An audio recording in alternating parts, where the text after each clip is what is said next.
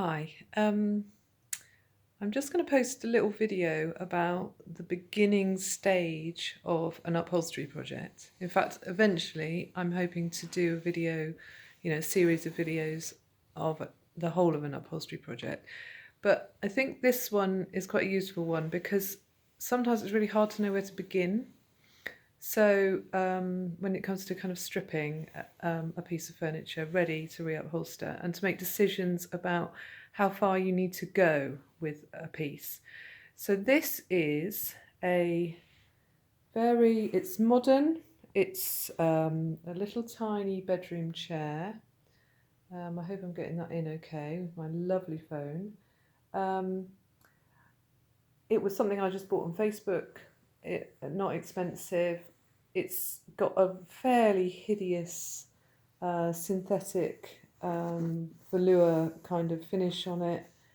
It's quite heavy and it's solid, but in places it feels quite bony. You can feel the substrate, the wood frame underneath.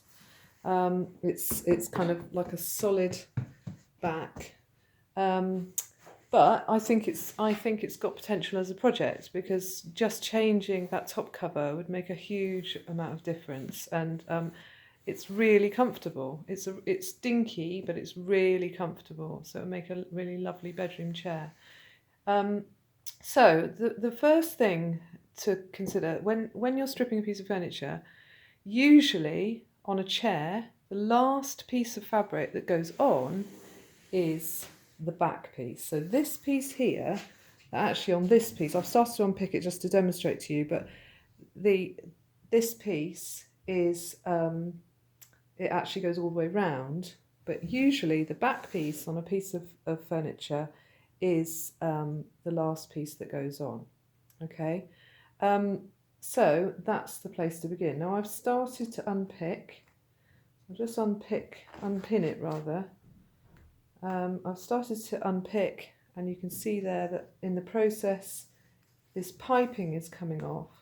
Now it's a good idea to take photos as you go to remind yourself, and as far as is possible, now on an older piece this is sometimes really difficult, but as far as possible try and take your pieces off intact, because then it's very, very simple to use them as a pattern when you come to cut out your new pieces, okay? But photograph, and even write notes.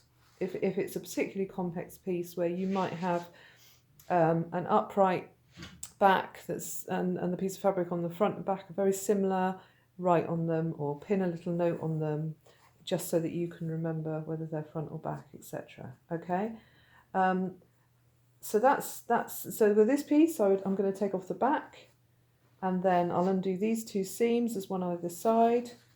The cushion comes off, so I can deal with that separately.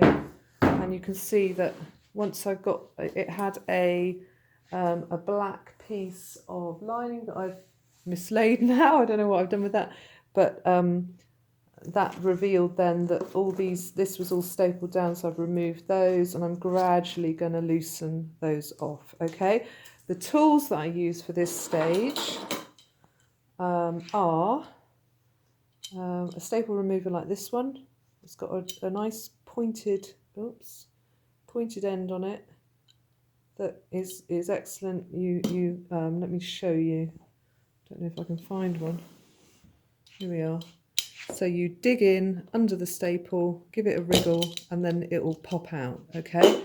Now sometimes, if the staple only comes half out, I'll then use long nose pliers.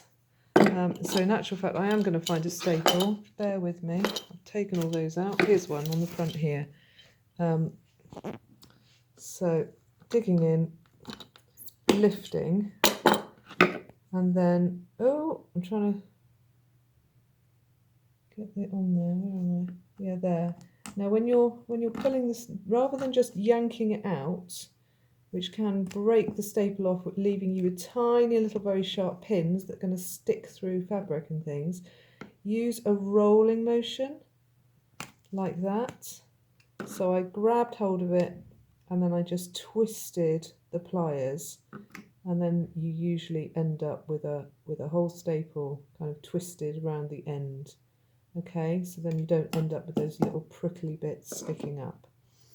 Okay, so I'm going to get this to the stage where I've taken all of the back off and that piping off, and then I'll be left with all of this because I want to then show you how these buttons are all connected in through this kind of back piece that I'm anticipating in this case is going, because it's a modern piece, is going to be made of chipboard or something like that. It's going to be something fairly kind of basic, I think, from feeling around on it. Okay, on an older piece you'd expect to see a hardwood rail, maybe something like beech, something like that, and then possibly this centre part here can be a Hessian built up with horsehair and things like that. Okay, so this is going to be a little bit different, but interesting nonetheless, because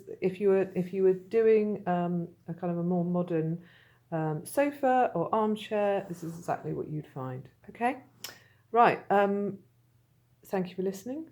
I'll be back soon. Bye.